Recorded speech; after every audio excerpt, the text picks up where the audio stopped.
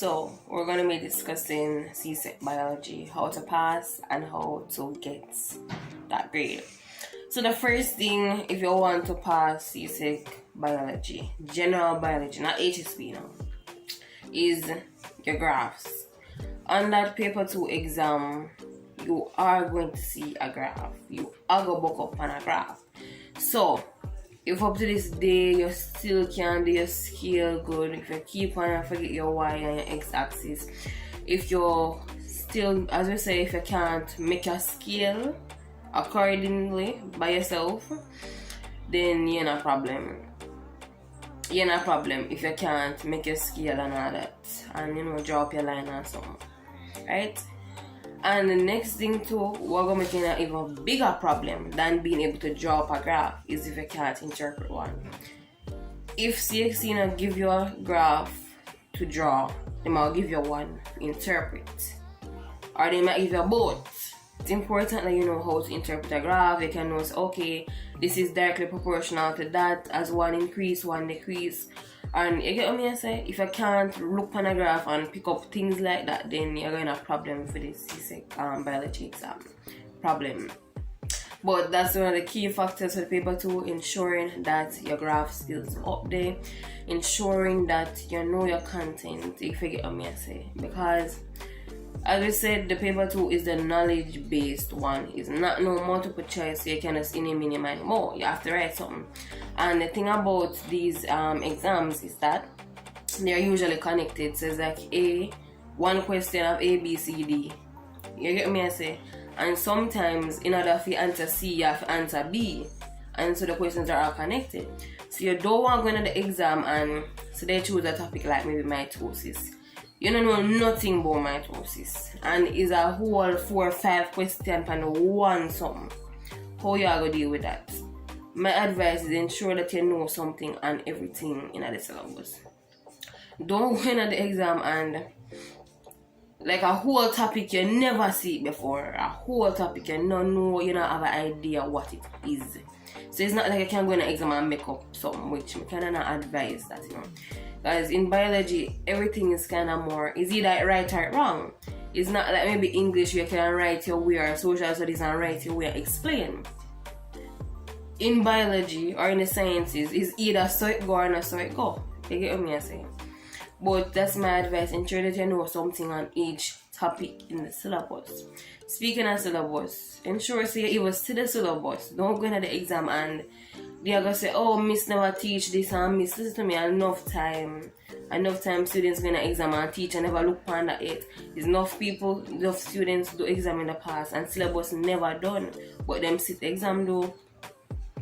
So don't fully depend on your teacher if you say, oh, it's only what my teacher do, me go answer. It's not like the little it's not like the in school test that the end of term or the mid semester test they want to do, where is the teacher write the paper based on what you teach. It's CXC. CXC not care if your teacher never reach cell division or if your teacher never teach cell specialization. Them not care. Them not care if your teacher never teach diffusion. Them know say them have it on the syllabus, them have test on it. So don't sit down and say, oh, the teacher never teach me or I never know this or I never know that. You can't look at it like that. And so graphs is up there, ensuring that you know your content, ensuring that you have seen your syllabus. Don't go in the exam and be like, oh, my teacher never teach this. That don't make no sense.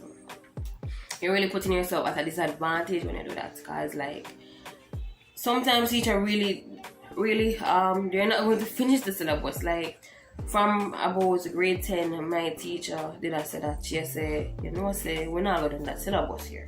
So it means you have to go on inside and go learn what you need to learn, if you get what I say.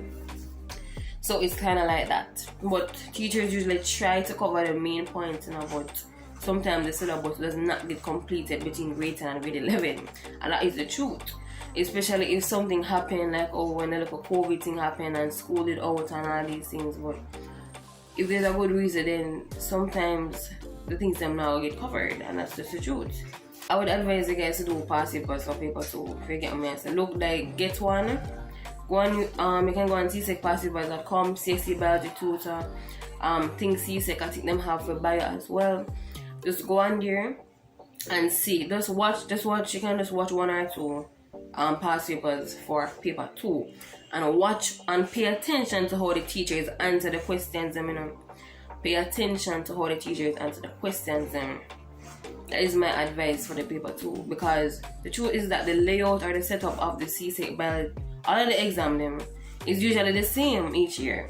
They might not put back the exact question to the T, but it's close enough to what the last year question was. So you have to know, so, alright, some realize them love put a graph at this particular section of the paper. So you know what, I mean, if you expect a graph in that first section of the paper, yeah. And then you can say, I realize them love of this like a short answer to the back right, they say, So okay, I need to just know 1 and 2 for that one. But watch and pay attention to how the teachers answer the question, because sometimes just watching the past it can help you learn, because we can't forget it was the day before my HSB exam, although I was general biology I talk about now, and I say the teacher worked the question, and me say I think it was something about the kidneys. And me say, so I actually know about the kidneys like that. But just for the sake, I watch the video. The past paper video with the man answer the question about the kidney. And guess when we're going to the HSB exam, what me see on the paper? It was a question about kidney, but like it wasn't the same question that the teacher that answered. But me I say, yes, sign. Them love use that. You have to just match things up and realize everything actually related at the end of the day. So instead of just asking a question to explain something about the kidney, like when I was watching at the past paper, they actually gave me a diagram in the HSB exam, which you get me saying. And so you have to match things up and make nonsense make sense. You get what I say? Because sometimes we look at them and say, this can't relate to this. The two different songs. They are related, so you just have to watch and pay attention to things like that. As in the paper 1, listen to me. Past paper is straight through for the paper 1. Past paper is straight through for the paper 1. If you get me saying, do as many past papers as I can for CSEC biology. I tell you, say you mash up the paper 1 just like that. If you do foolishness on the paper 2, you know say at the end of the day you mash up the paper 1, right? So yeah, you just have to do what you have to do. Like even if you do foolishness on paper 2, knowing yourself, so you mash up paper 1 and you walk away with no less than 50 out of 16. So do your past papers for the paper 1 and you can't go wrong. So you need to ensure that you finish all your labs all the necessary labs did finish for all your lab books. Ensure that your lab book for bio did done, you finish all your labs everything good. Ensure say your lab skills good, your critical thinking up there, all of that. Just ensure say you're going to the exam equipped mentally.